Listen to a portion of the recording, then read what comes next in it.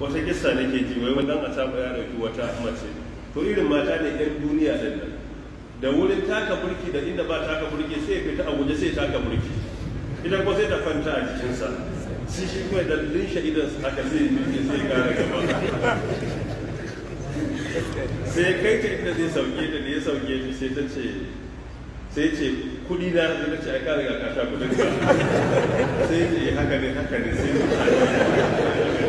ya yi ta to ga wannan ai shedan ne to shi sa nake cewa ku karfin zukata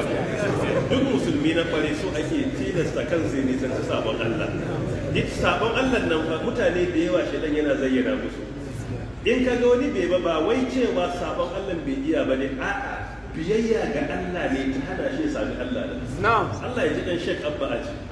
yace karfa ku ga wani yana sabon Allah ku ga mu a masallaci muna ta'alim muna karantarwa muna sallah ku dauka wai mu haka aka yi ce ba fa malaiku muke ba yace inda sabon Allah halal ne idan muka je filin sabon Allah wasu masu sabon Allah za su zama almajirai ne a wurin sabon Allah amma me ya hana idan Allah ya haramta wanda bai yi ka a physics da chemistry da biology kana ganin sa ustaz kuka je jami'a ya buge ka ji shi a masallaci a karanta Qur'ani inda fa sabon Allah halal ne in aka je can ma wallahi ka saka zai amma baka gan shi a wurin ba wai don Allah ya hana so za ka sai mu fi karfin zukatan mu Allah ta'ala ya taimake mu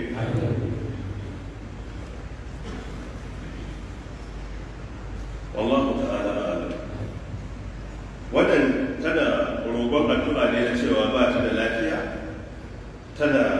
fatan za a mata aiki a cikin kwanaki masu zuwa a mata addu'a Allah ta'ala ya sa a yi aiki lafiya kuma Allah ta'ala ya sa ta dace a cikin aiki da muna roƙon Allah ta'ala ya sa